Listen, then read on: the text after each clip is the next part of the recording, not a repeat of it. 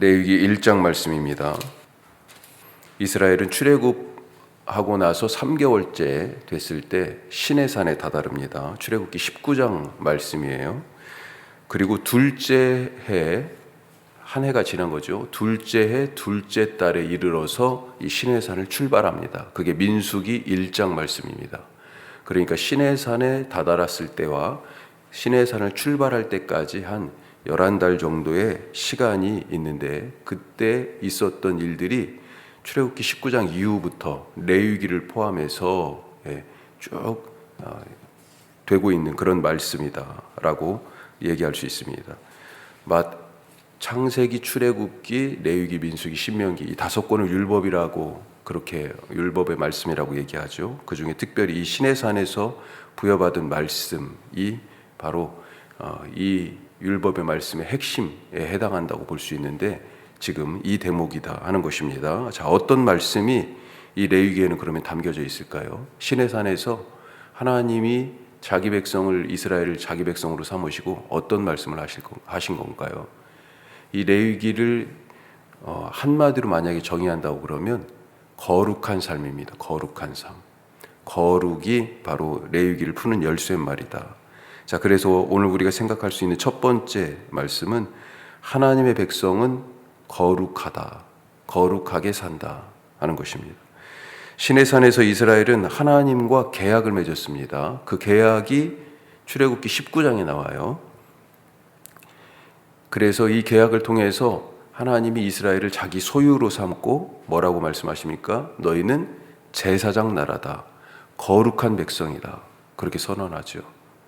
자, 그리고 나서 이 계약, 이 언약 후에 성막을 만들도록 하십니다. 그리고 성막에서 일할 사람, 제사장에 대한 얘기를 또 하시고요. 그게 출애굽기 나머지 부분에 대한 말씀이에요.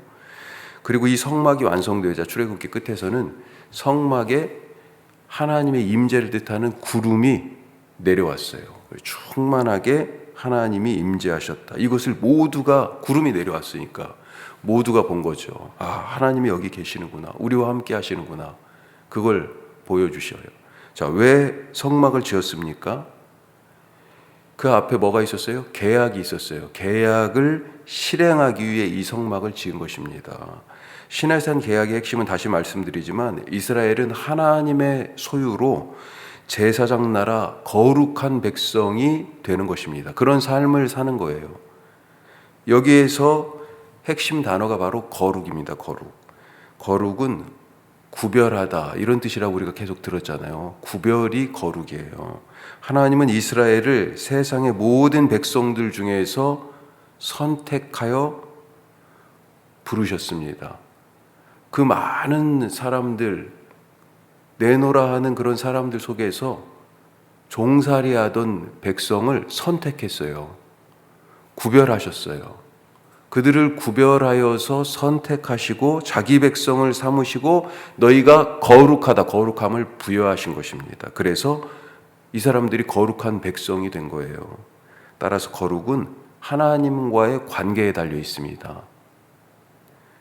그 사람이 거룩하다는 말은 하나님과 가깝다라고 하는 말이에요. 거룩하지 않다, 속되다, 부정하다, 이런 얘기는요, 하나님으로부터 멀다는 얘기입니다. 쉽게 생각하셔야 돼요. 하나님하고 가까운 것이에요.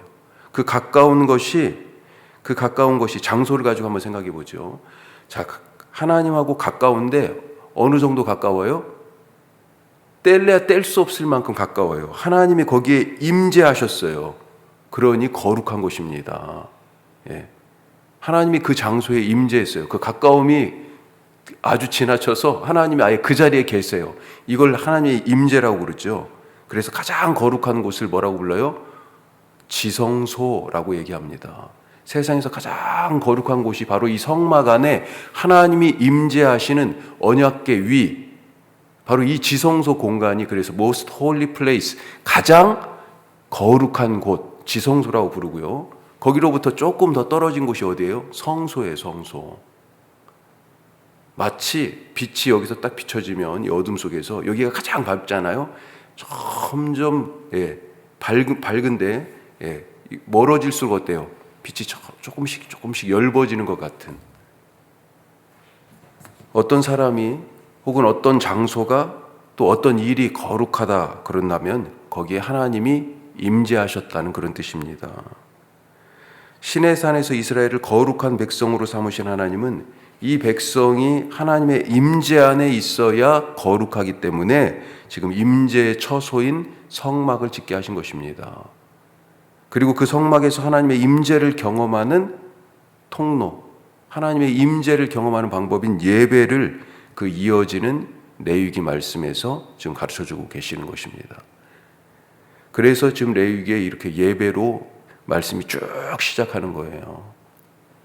하나님의 백성 거룩합니다. 왜요? 하나님이 거룩하시고 그 거룩하신 하나님이 이 사람들을 구별하고 선택하여서 당신의 백성 삼으시고 거룩하다, 그 거룩함을 부여하셨고 그들의 삶에 임재하시기 때문에 오늘도 거룩한 삶을 살아가시기를 축복합니다. 자, 두 번째로 누구든지 하나님을 예배할 수 있다. 누구든지 하나님을 예배할 수 있다. 그 의미와 역할을 잘 모르면 성경에서 제일 읽기 힘든 부분이 가끔가다 불쑥불쑥 튀어나오는, 특히 창세기 같은 경우 족보, 그리고 역대기에 그때도 맘먹고 읽으려고 한참 가고 있는데 몇 장을 그냥 족보만 나오죠. 마태복음도요, 신약 성경 읽으려고 딱 펴니까 처음부터 족보가 17장에 걸쳐서 쫙 나와요. 17절에 걸쳐서. 이게 뭔가 의미를 잘 모르면 이 족보, 이 사람들의 이야기가 무의미한 것처럼 들려요. 또 한 가지 읽기 힘든 부분이 있는데 바로 오늘 우리가 읽은 레위기의 이 앞부분, 제사에 대한 이런 말씀들입니다. 레위기는 1장부터 번제, 소제, 화목제, 속죄제, 속건제, 이렇게 다양한 제사에 하나님을 예배하는 방법들이 쭉 나오고 이게 9장까지 이어지는데 레위기가 27장이니까 약 3분의 1에 해당하는 말씀이 계속해서 이렇게 예배를 어떻게 드려라, 제사에 대한 그런 말씀들이 나오기 때문에 레위기는 제사장들을 위한 책 아닌가? 제사장들을 위한 예배 매뉴얼 아닌가? 이렇게 생각할 수 있지만 사실 이 레위기 말씀은 모든 백성을 위한 말씀입니다. 1절에서 보면 오늘 여호와께서 회막에서, 성막이죠, 모세를 부르시고 그에게 말씀하시는데 2절에 보니까 이스라엘 자손에게 말하 이르라 너희 중에 누구든지, 이렇게 되어 있습니다. 제사장을 위한 말씀이 아니라는 것입니다. 제사장들에게 가서 말해라 이렇게 말씀하신 게 아니고요, 이스라엘 자손들에게 가서 전해라. 이스라엘 자손 모두에게 주신 말씀입니다. 어떤 말씀이에요? 누구든지 하나님을 예배할 수 있다는 것입니다. 누구든지. 하나님이 이스라엘 백성 전체를 자기 소유로 삼아 거룩하게 하셨기 때문에 그렇습니다.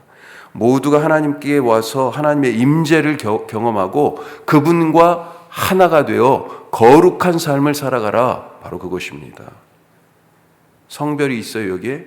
오늘 1장 말씀 읽었는데 성별이 있습니까? 남자는 이렇게 예배드리고 여자는 이런 예배에 해당 안 되고 이런 얘기가 있어요? 나이가 상관이 있습니까? 그 사람의 신분이 이때까지도, 아니 근대 이르기까지 신분제 사회였으니까요. 신분이 상관이 있어요? 아니에요. 특별히 사회적인 어떤 여건, 재물의 유무, 그것과 상관이 없어요. 이어지는 이 번제에 대한 세부적인 이 말씀은 재물만 소, 양, 염소, 비둘기, 그렇죠? 거의 같은 내용이 반복됩니다.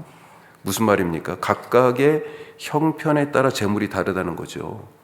주님 앞에 나오는데 가난한 자도 부자도 주님 앞에 나올 수 있다는 것입니다. 우리 교회는 이 말씀을 생각하면서 우리 교회는 어떤 교회인가 한번 생각하게 되더라고요. 누구나 과연 올 수 있는 그런 교회인가? 수고하고 무거운 짐진 자들은 다 오라고 그러셨는데 우리 교회는 모두에게 열려져 있는 교회인가? 누가 오신다고 해서 엘리베이터 앞에서 딱 맞고 그런 건 아니죠. 그런데 우리 교회 분위기가 누군가가 딱 왔을 때 모두를 환영하고 누구든지 주님 앞에 와서 예배할 수 있는 그런 분위기인가? 자, 세 번째, 최선을 다하라 라고 하는 말씀입니다. 최선을 다하라. 제가 오늘 지금 말씀을 나누면서 번제의 의미는 뭐고 뭐 이런 얘기, 지금 그런 얘기는 지금 안 드리고 있어요. 좀 다른 관점에서 말씀을 한번 봤어요. 최선을 다하자. 번제를 드리는데 누구는 소, 누구는 양, 염소, 누구는 비둘기 이렇게 지금 드리고 있어요. 누구의 번제가 더 의미가 있을까요? 번제라는 말은 올라가다라고 하는 히브리 말에서 파생되었다 이렇게 얘기하는 학자들이 있습니다. 짐승을 불사를 때 나는 그런 연기, 그 연기와 냄새가 하늘로 올라가는데 여호와께 향기로운 냄새다 지금 그렇게 반복해서 말씀합니다. 이 연기가 이렇게 올라가는 거예요. 이걸 갖다 계시록에서는 나중에 이 연기를 기도, 성막 안에서 향이 피워져서 이 향의 연기가 올라가는 것을 성도의 기도라고 표현하기도 하죠. 이렇게 올라가는 것을 하나님이 그래서 하늘에 계신 하나님이 이 제물의 냄새, 이 연기를 통해서 기뻐하신다. 지금 그런 얘기죠. 그런데 연기가요, 어떤 연기가 많이 올라가겠습니까? 소 잡아서 드리는 번제면 더 연기가 훨씬 많이 나겠죠. 냄새도 더 많이 나겠죠. 제물의 크기에 따라 그러면 헌신의 크기도 다른 것입니까? 이것은 막 연기가 엄청 많이 올라가고 비둘기 잡아서 드리는 것은 연기가 이만큼밖에 안 올라가니까 이 제물의 크기에 따라서 헌신의 크기도 다른가요? 소는 칭찬받을 만한 예배고 비둘기는 드리긴 드리는데 조금 내놓기 좀 그런 부끄러운 자랑할 만한 것은 안 되는 그런 예배입니까? 아니죠. 번제의 짐승이 다른 이유는 예배자의 형편 때문이었습니다. 예배자는 자기 형편에 따라 짐승을 준비하는 거죠. 여기에서 핵심은 뭐예요? 최선을 다하는 것입니다. 특별히 짐승 중에서 흠없는 것을 드리라고 그랬어요. 흠없는. 소로 드릴 거면 소 중에서 흠없는 것. 양도 양 중에서 흠없는 것. 예배자의 형편에 따라서 최선을 다하여 준비하는 것입니다. 내 형편에서 최선을 다하는 것이 비둘기라면 비둘기를 드림이 최고의 예배예요. 그런데 소를 드리고도 남을 형편이 되는 사람이 아이고 내가 어떻게 여기까지 지금 이 재물을 모았는데 형편이 충분히 되고도 남는 사람들이 돈이 아까워서 비둘기를 드리면 어떻게 되겠어요? 이 비둘기밖에 드릴 수 없는 사람은요, 양을 드리고 싶어도 드리기가 어려워요. 소는 더더군다나 말할 것도 없고요. 그런데 소를 드리고도 아무런 문제가 안 되는 사람이 비둘기를 드려요? 최선을 다한 예배가 아니라는 거죠. 최선을 다한 예배를 드리라라고 하는 말씀입니다. 마지막으로 네 번째요. 희생이 있어야 예배다 하는 것입니다. 오늘 번제뿐만 아니라 이후에 나오는 모든 제사들, 소제라고 하는 곡식으로 드리는 2장에 나오는 제사가 있겠지만 그거 빼고 소제도 사실은 크게 말해서는 마찬가지죠. 모든 제사에는요, 희생이 필요합니다. 특별히 짐승으로 드리는 이 제사들, 우리는 뭐라고 불러요? 희생제사, 이렇게 부릅니다. 희생제사. 짐승의 생명이 희생되었어요. 예배자는 자기 재산이요, 손실이 되었어요. 희생이 필요합니다. 예배에는. 희생이 예배의 핵심이라는 것, 이것은 예수님도 보여주고 계세요. 예수님의 예배가 어디에서 드러났습니까? 예수님은 스스로가 희생되는 짐승이 되셔서 십자가라고 하는 번제단에서 자기 몸을 희생하심으로써 하나님께 드리는 예배가 무엇인지, 그리고 그 예배의 핵심이 바로 희생인 것을 몸소 보여주셨어요. 나는 예배를 위해, 이 거룩한 삶을 위해 무엇을 희생하고 있습니까? 오늘 새벽에 이 귀한 시간을 하나님께 드리는 여러분들을 축복합니다. 언제 어디서든지 정한 마음으로 하나님 앞에 기도하는, 나중에 이 말씀을 들을 우리 모든 성도님들도 축복합니다. 하나님께 드리는 것을 아까워하지 않고 최선을 다해서, 예수님이 나에게 십자가에서 자기 목숨을 희생하여 주셨다 라고 하는 것을 깨닫고, 그 희생을 통하여 내가 거룩하게 됐잖아요. 죄로부터 자유하게 됐고요. 거룩한 하나님의 임재가 우리 삶에 충만해서 거룩한 삶을 살아가시기를 주님의 이름으로 축복합니다.